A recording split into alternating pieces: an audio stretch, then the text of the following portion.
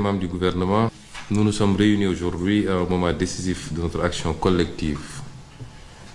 Et après 15 mois d'exercice, il est temps d'engager une nouvelle étape, une étape marquée par une exécution plus rapide, une meilleure coordination et un suivi rigoureux de nos priorités nationales.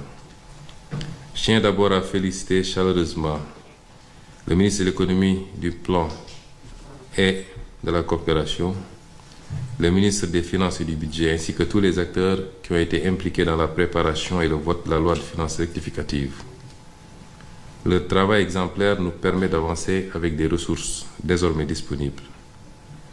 Je salue également le remarquable travail de notre diplomatie et du président de la République qui ont renforcé nos engagements internationaux. Cette réunion est donc l'occasion d'affirmer un changement de rythme et de méthode. Nous devons fixer ensemble un cap clair, celui de l'efficacité collective. Pour cela, nous allons nous appuyer sur ce qui fonctionne déjà, afin de gagner du temps et d'optimiser notre action. Je voudrais féliciter également M. le ministre d'État chargé du suivi de l'agenda, M. le directeur général du BOX et les consultants qui nous accompagnent pour la qualité du travail qui a été abattu jusqu'à présent et qui a été une fois encore plébiscité lors de cette réunion. Permettez-moi de vous exposer les grandes lignes de notre feuille de route avec des attentes précises et des échéances à court terme. Premièrement, il faut en finir avec les blocages administratifs. Aucun obstacle bureaucratique ne doit freiner l'action publique. Les circuits doivent être fluides et nous allons améliorer immédiatement le traitement des correspondances et déployer la gestion digitalisée du courrier dans les 3 prochains mois.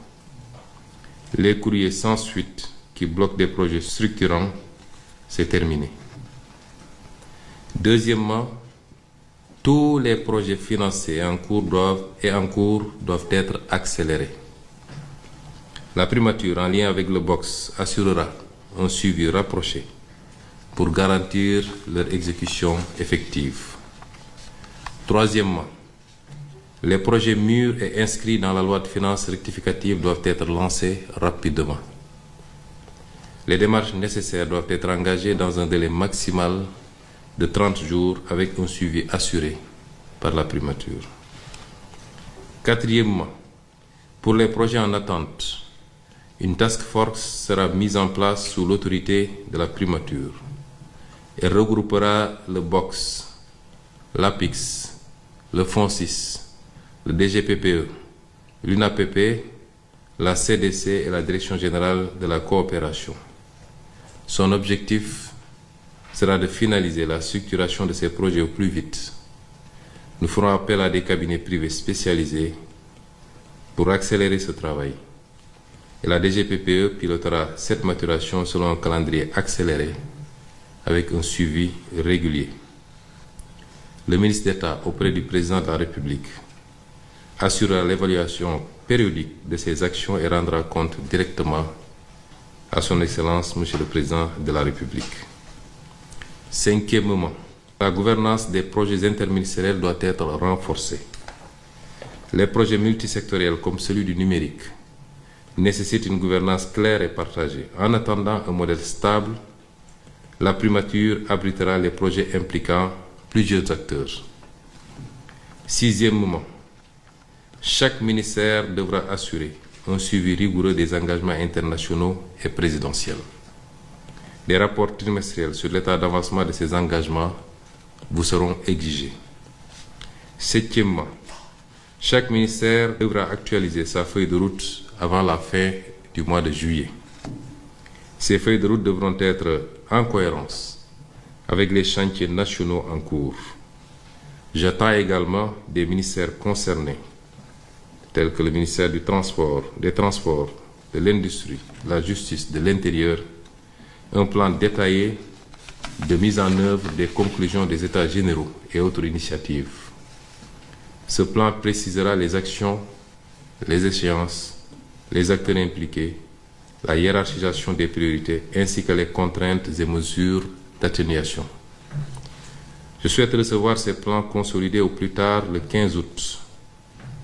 La primature vous fournira un canevas à suivre avec le secrétaire général du gouvernement. Ces projets feront l'objet d'un suivi particulier pour accélérer leur mise en œuvre. Je tiens aussi à souligner l'importance de la préparation des Jeux olympiques de la jeunesse 2026. Leur organisation doit être rigoureuse et anticipée, car ils représentent un enjeu majeur pour notre pays. Enfin, 8e point, la mobilisation pour le plan de redressement doit être totale. Dans les prochains jours, je présenterai ce plan de redressement d'abord en Conseil des ministres, avant d'en faire une présentation publique qui sera suivie d'une série d'activités pour le vulgariser. Les réformes prioritaires, telles que la simplification administrative, l'emploi, l'attractivité des investissements, doivent être mises en œuvre sans délai. Un premier bilan sera attendu en fin septembre.